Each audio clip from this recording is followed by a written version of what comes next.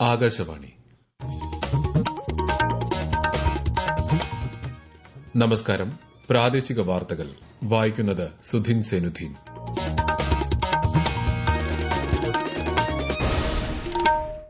പ്രധാന വാർത്തകൾ.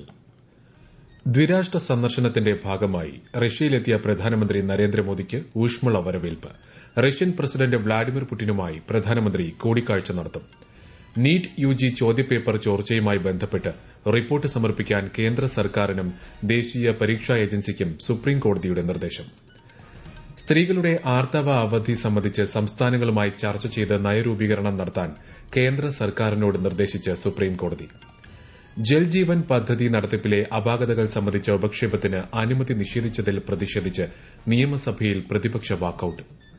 സംസ്ഥാനത്ത് വ്യാപക മഴ തുടരുമെന്ന് കേന്ദ്ര കാലാവസ്ഥാ വകുപ്പ്. കണ്ണൂർ, കാസർഗോഡ് ജില്ലകളിൽ ഇന്ന് ഓറഞ്ച് ജാഗ്രത. കോപ്പ അമേരിക്ക യൂറോകപ്പ് സെമിഫൈനൽ മത്സരങ്ങൾക്ക് മറ്റന്നാൾ തുടക്കം.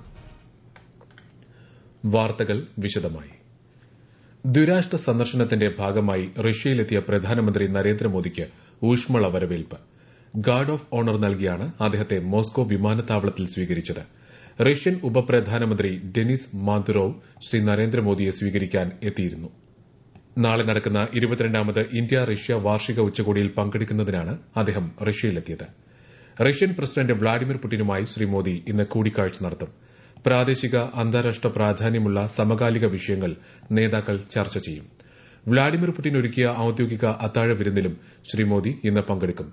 റഷ്യയിലെ ഇന്ത്യൻ സമൂഹവുമായി അദ്ദേഹം നാളെ സംവദിക്കും. സന്ദർശനത്തിന്റെ രണ്ടാം പാദത്തിൽ ഓസ്ട്രിയയിലെത്തുന്ന Shri Modi Austrian president Alexander van der ബെലനുമായും ഓസ്ട്രിയ ചാൻസലർ കാൾ നെഹ്മറുമായും കൂടിക്കാഴ്ച നടത്തും. ഓസ്ട്രിയയിലെ ഇന്ത്യൻ സമൂഹവുമായും അദ്ദേഹം സംവദിക്കും. 40 വർഷത്തെ ഇടവേളയ്ക്ക് ശേഷം ഇതാദ്യമായാണ് ഒരു ഇന്ത്യൻ പ്രധാനമന്ത്രി ഓസ്ട്രിയ സന്ദർശിക്കുന്നത്. നീറ്റ് യുജി ചോദ്യപേപ്പർ ചോർച്ചയുമായി ബന്ധപ്പെട്ട് റിപ്പോർട്ട് സമർപ്പിക്കാൻ കേന്ദ്ര സർക്കാരിനും ദേശീയ പരീക്ഷാ ഏജൻസിക്കും സുപ്രീംകോടതി നിർദ്ദേശം.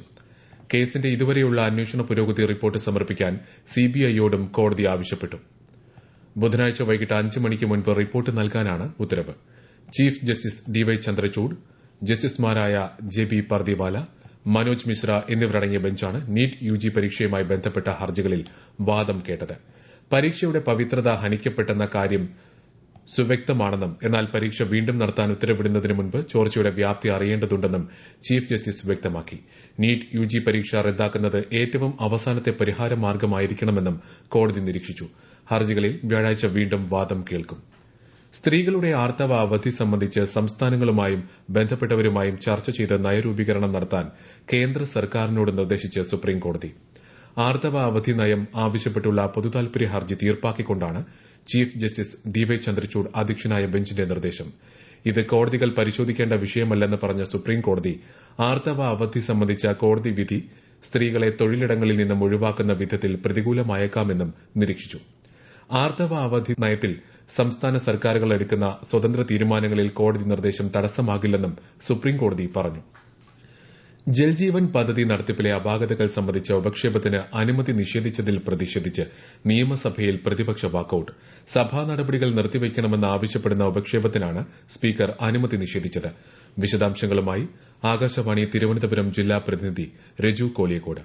ജലജീവൻ പദ്ധതി ലക്ഷ്യം കൈവരിക്കാത്ത സാഹചര്യം സഭ നിർത്തിവച്ച് ചർച്ച ചെയ്യണമെന്നാവശ്യപ്പെട്ട് പ്രതിപക്ഷത്തു നിന്ന് അനൂപ് ജേക്കബാണ് ഉപക്ഷേപത്തിന് നോട്ടീസ് നൽകിയത്. ജലജീവൻ മിഷൻ നിശ്ചലമാകുന്ന അവസ്ഥയാണ് സംസ്ഥാനത്തുള്ളതെന്ന് അനൂപ് ജേക്കബ് ആരോപിച്ചു.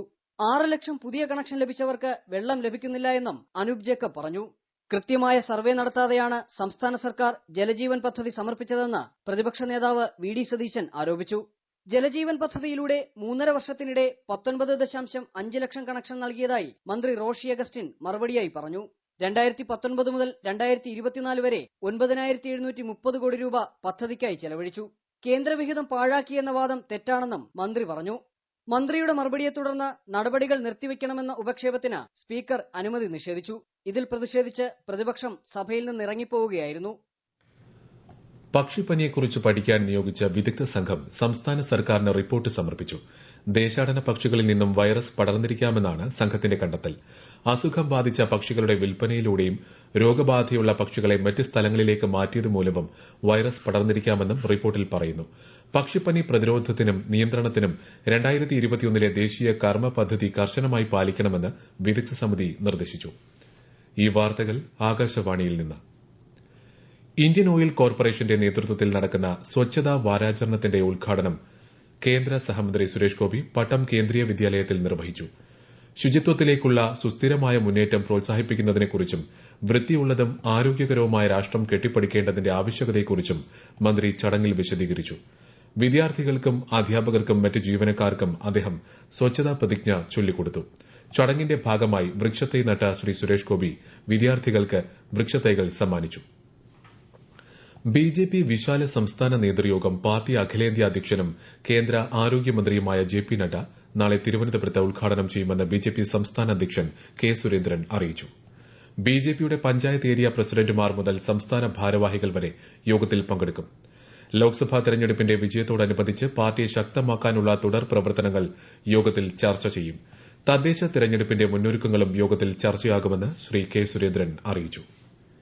എൽപിജി മസ്റ്ററിംഗിന് വാർഡ് തലത്തിൽ സംവിധാനമൊരുക്കണമെന്നാവശ്യപ്പെട്ട് കേന്ദ്ര പെട്രോളിയം പ്രകൃതിവാതക വകുപ്പ് മന്ത്രിക്ക് പ്രതിപക്ഷ നേതാവ് വി. ഡി. സതീശൻ കത്തയച്ചു. ഗ്യാസ് ഏജൻസികളിലുണ്ടാകുന്ന തിരക്കും ഉപഭോക്താക്കൾക്കുണ്ടാകുന്ന ബുദ്ധിമുട്ടും ഒഴിവാക്കാൻ വാർഡ് തലത്തിലും അക്ഷയ കേന്ദ്രങ്ങളിലുമായി പ്രത്യേക സംവിധാനം ഒരുക്കണമെന്നാണ് കത്തിലെ ആവശ്യം. എൽപിജി ഉടമകൾ ഗ്യാസ് ഏജൻസിയിലെത്തി മസ്റ്ററിംഗ് പൂർത്തിയാക്കണമെന്ന കേന്ദ്ര സർക്കാരിന്റെ നിർദ്ദേശം വയോധികരും സ്ത്രീകളും ഉൾപ്പെടെയുള്ളവർക്ക് ബുദ്ധിമുട്ടുണ്ടാക്കുന്നതായും ശ്രീ വി. ഡി. സതീശൻ ചൂണ്ടിക്കാട്ടി. സംസ്ഥാനത്ത് പാമ്പ് കടിയേറ്റ് ചികിത്സയ്ക്കെത്തുന്നവർക്ക് ആന്റിവനം നൽകുന്ന ആശുപത്രികളുടെ പേരുകൾ പ്രസിദ്ധീകരിക്കാൻ ആരോഗ്യവകുപ്പ് മന്ത്രി വീണ ജോർജ് നിർദ്ദേശം നൽകി. ജില്ലാതലത്തിലും സംസ്ഥാനതലത്തിലും ആശുപത്രികളുടെ പേരുകൾ പ്രസിദ്ധീകരിക്കണമെന്ന് ആരോഗ്യവകുപ്പ് ഡയറക്ടർക്ക് നൽകിയ നിർദ്ദേശത്തിൽ പറയുന്നു.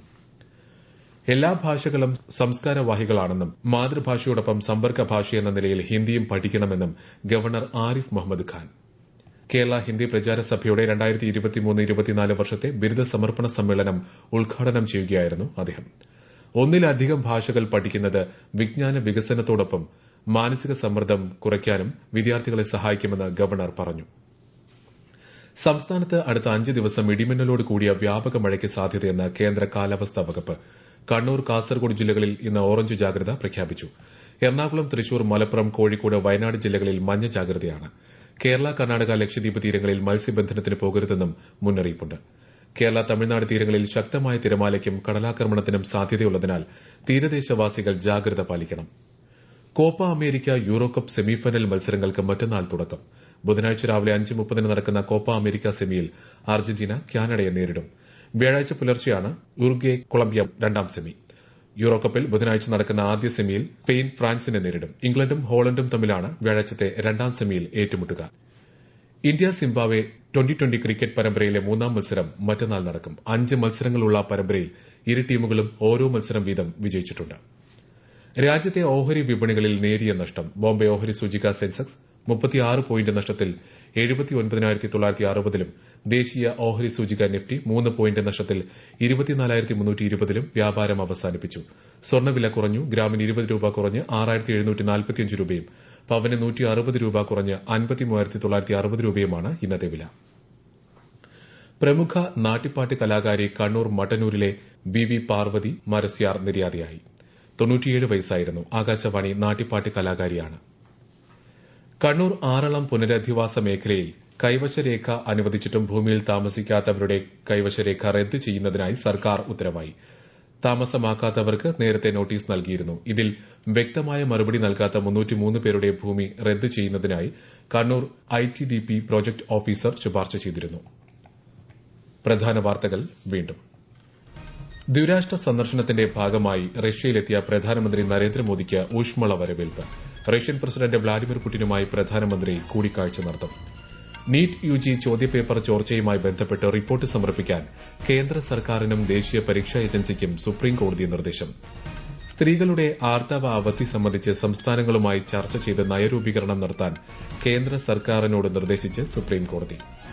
ജൽജീവൻ പദ്ധതി നടത്തിപ്പിലെ അപാകതകൾ സംബന്ധിച്ച ഉപക്ഷേപത്തിന് അനുമതി നിഷേധിച്ചതിൽ പ്രതിഷേധിച്ച് നിയമസഭയിൽ പ്രതിപക്ഷ വാക്കൌട്ട്. സംസ്ഥാനത്ത് വ്യാപക മഴ തുടരുമെന്ന് കേന്ദ്ര കാലാവസ്ഥാ വകുപ്പ്. കണ്ണൂർ, കാസർഗോഡ് ജില്ലകളിൽ ഇന്ന് ഓറഞ്ച് ജാഗ്രത. Copa America euro cup semifinal മത്സരങ്ങൾക്ക് മറ്റന്നാൾ തുടക്കം. പ്രാദേശിക വാർത്തകൾ കഴിഞ്ഞു. അടുത്ത വാർത്താ പ്രക്ഷേപണം രാത്രി 7:25.